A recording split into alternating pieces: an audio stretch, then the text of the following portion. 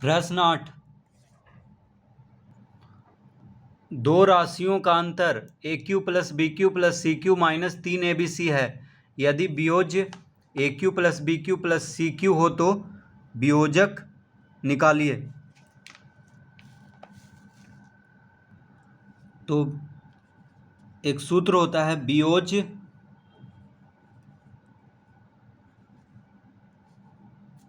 Minus वियोजक, वियोज्य minus वियोजक बराबर उन दोनों का अंतर। ठीक है, वियोज्य में से वियोजक घटाते हैं तो क्या प्राप्त होता है? अंतर प्राप्त होता है।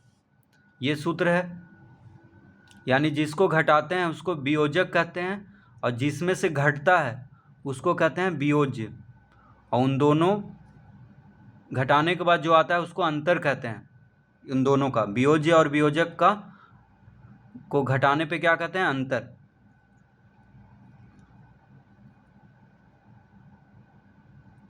तो यहाँ पे क्या पूछ रहा है? वियोजक पूछ रहा है। तो देखिए, तो यहाँ पे हो जाएगा वियोज्य, वियोज्य, वियोज्य माइनस अंतर बराबर वियोजक, यानी वियोजक बराबर क्या होगा? वियोज्य माइनस अंतर। देखिए, वियोजक को बराबर के दाएं तरफ भेज देंगे तो इधर माइनस में है, बराबर के बाएं तरफ, तो दाएं तरफ जाके प्लस में हो गया, और अंतर यहाँ पे प्लस में है बराबर के दाएं तरफ, तो इसको अंतर को बराबर के बाएं तरफ भेजे तो माइनस में हो गया। यानी वियोजक बराबर क्या होता है? वियोज्य माइनस अंतर। तो लिखेंगे अतः वियोजक, वियोजक बराबर होता है वियोज्य माइनस अंतर। यानी वियोज्य में से अंतर को घटा देंगे तो क्या निकल जाएगा? वियोजक। तो हमको वियोजक ही निकालना है। ठीक है, तो वियोज्य कितना दिया हुआ है? A cube plus B cube plus C cube. वियोज्य है A cube plus B cube plus C cube, और अंतर कितना है? A cube plus B cube plus C cube minus 3abc। ठीक है, तो वियोज्य दिया हुआ है A cube plus B cube plus C cube, और उन दोनों का अंतर है A cube plus B cube plus C cube minus 3abc। तो देखिए, जिसको घटाना है उसको कोष्टक के अंदर कर देंगे क्योंकि अंतर को घटाना है। तो यहाँ पे माइनस का चिन्ह लगा हुआ है, तो इन चारों को कोष्टक के अंदर बंद कर देंगे क्योंकि यहाँ पे माइनस का चिन्ह लगा हुआ है। ठीक है, यानी जिसको घटाना है उसको कोष्टक के अंदर बंद कर देंगे क्योंकि चारों का चिन्ह बदल जाएगा जब कोष्टक हटेगा। तो वियोज्य बराबर वियोजक बराबर वियोज्य माइनस अंतर, इस सूत्र से हम निकाल लिए हैं। वियोज्य माइनस वियोजक बराबर अंतर होता है, तो वियोजक बराबर क्या हो जाएगा? वियोज्य माइनस अंतर। तो वियोज्य दिया हुआ है, अंतर दिया हुआ है, तो वियोज्य में से अंतर को घटा देंगे तो निकल जाएगा वियोजक। तो इसको घटा लेते हैं तो हो जाएगा बराबर A cube plus B cube plus C cube minus, अब देखिए कोष्टक हटाएंगे तो चारों का चिन्ह बदल जाएगा क्योंकि कोष्टक के बाहर माइनस का चिन्ह है। तो ए क्यू प्लस में है कोष्टक के अंदर तो माइनस में हो जाएगा, बी क्यू भी प्लस में है तो माइनस में हो जाएगा, सी क्यू भी प्लस में है तो माइनस में हो जाएगा, और 3abc माइनस में है तो प्लस में हो जाएगा। तो लिखेंगे प्लस 3abc। तो चारों का चिन्ह बदल गया, जो प्लस में है वो माइनस में हो गया, जो माइनस में है वो प्लस में हो गया। अब देखिए, ए क्यू प्लस में है, यहाँ माइनस में है, तो इन दोनों को काट देंगे। बी क्यू प्लस में है, यहाँ पे बी क्यू माइनस में है, तो इन दोनों को काट देंगे क्योंकि शून्य आएगा घटाने पे।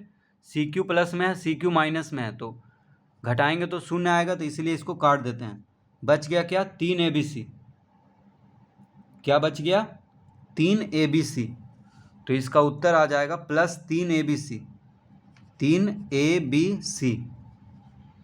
तो +3 ABC कहें चाहे 3ABC कहें एक ही बात है।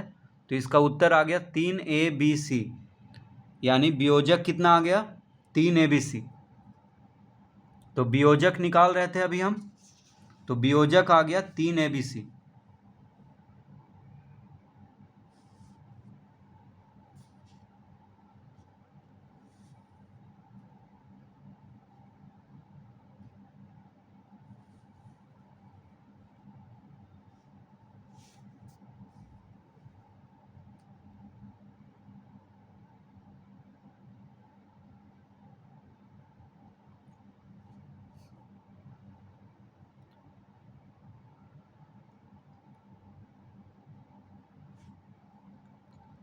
प्रश्न 9,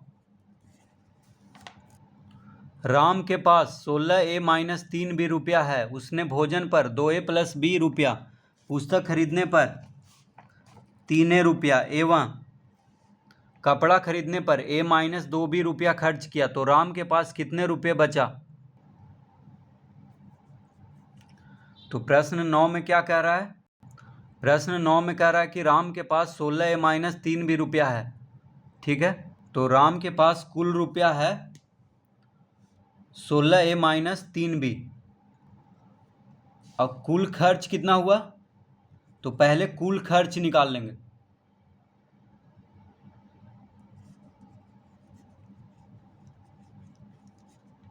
तो कुल खर्च बराबर, देखिए भोजन पर उसने किया है 2A+B रुपया, 2A+B, ये हो गया भोजन पर। ठीक है, सबको जोड़ देंगे। भोजन पर हुआ है 2A+B, पुस्तक खरीदा है 3A रुपया और कपड़ा खरीदा है A-2B, A-2B। तो सबको जोड़ेंगे, तीनों को जोड़ देंगे। भोजन पे कितना खर्च किया, पुस्तक कितना खरीदा और कपड़ा कितना में खरीदा, तीनों को जोड़ देंगे तो निकल जाएगा। अब देखिए 2A+3A, 2A+3A plus A plus B-2B, A वाले को एक साथ, B वाले को एक साथ जोड़ देंगे। तो 2A+3A प्लस A, यानी 3 2 5 1 6, 6A हो गया और B-2B, यानी -2 में से एक गया B, एक आया तो -B यहाँ पे बचेगा, B-2B बराबर। तो 6A-B रुपया उसके पास, यानी कुल खर्च किया है 6A-B रुपया। ठीक है, कुल खर्च कितना किया है 6A-B रुपया।